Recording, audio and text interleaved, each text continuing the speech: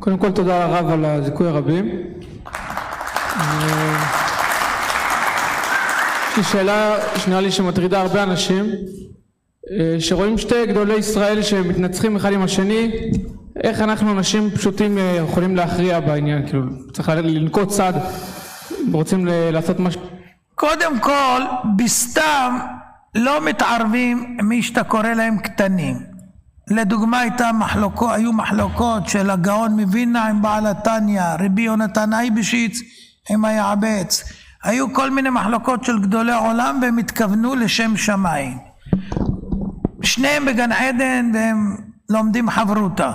אבל האחרים שנגררו ועשו מחלוקת ויצאו נגד אחד הצדדים הם בבעיה. זה בשני גדולים שבאמת מתכוונים לשם שמיים.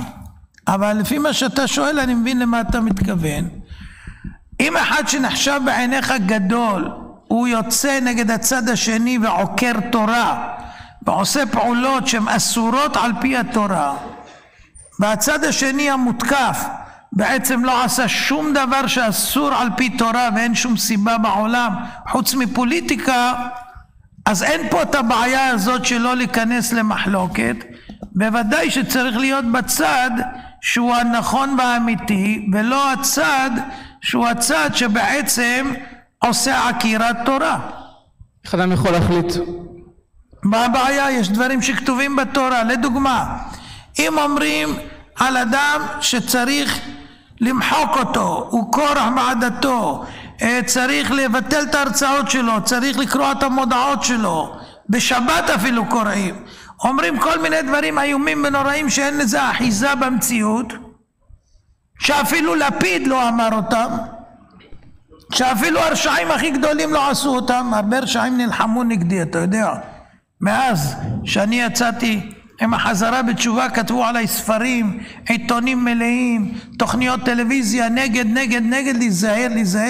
להיזהר. אבל אף אחד מהם לא העז לעשות מה שעשו לי בעניין שאני החלטתי ללכת לבחירות. עכשיו תבדוק מה הם עשו, אם זה מותר או אסור. ומה הטענה בעצם? מה הטענה? שפתחתי מפלגה נגיד? פתחתי כמו שאתם פתחתם. אם לכם מותר, גם לי מותר.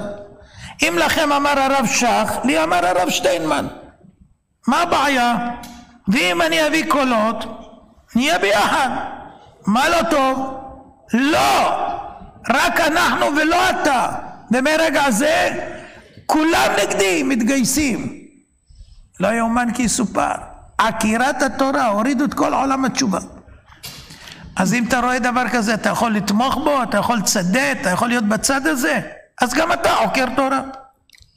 ואם שומעים התבטאויות בין הרבנים שכל אחד מכפיש את השני, אז מה, שתיהם... לא, זה לא הולך ככה, לא. נגיד, אתה חותר להגיד שאני לדוגמה אומר רובי, או אומר אברהימי, או אומר ככה, אז אני אסביר לך. כשהתחילו הבחירות, גייסו את כל הרבנים הגדולים של הספרדים ועשו כנגדי כל מוצא שבת עליהו. אחד מהם היה הרב שלום כהן. אתה זוכר שיחה כזאת? ראית אותה פעם? לא, אתה רואה? בלי לדעת, אז יש הרבה תמיהות. הוא אמר שמה, יש אחד, איי. אתה יודע מי זה איי? א' י' זה אמנון יצחק.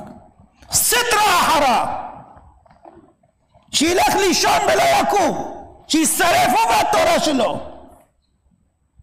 זה בסדר להגיד דבר כזה? אני לא יודע מה היה... מה? אם הוא שמע שהרב התבטא בצורה לא יפה על אחרים, אז למה לרב מותר ולא אסור? אני אשאל אותך, הוא לא שמע כלום כי הוא לא אמר כלום שהוא שמע. רק בגלל למה עשה מפלגה. למה עשה מפלגה? הוא מוקלט. למה עשה מפלגה? על זה הוא יצא. אז מה צריך לעשות? מה? אז מה צריך לעשות לפי הרב? רגע. עכשיו, היות והאנשים האלה, אמר עליהם הרב יעקב יוסף, אתה שם מכיר אותו? הבן של הרב עובדיה. אמר שאלה, כל אלה, כולל הרב שלום כהן, הם סנהדרין של אסד. שמעת פעם התבטאות כזאת?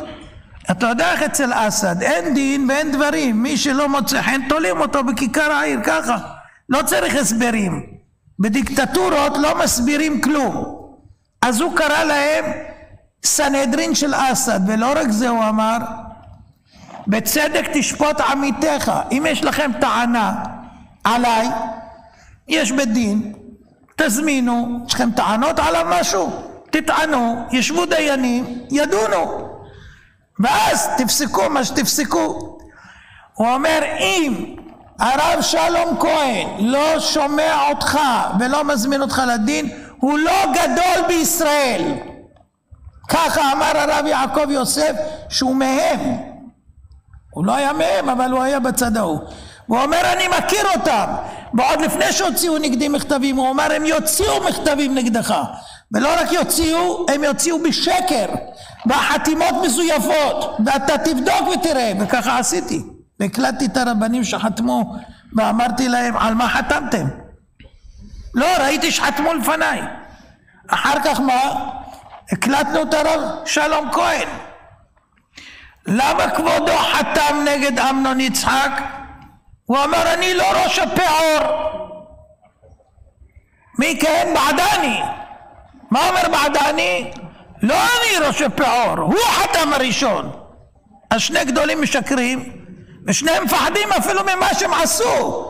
אם אתה יודע שעשית דבר נכון, תגיד כן זה אני, ואני אגיד עוד יותר.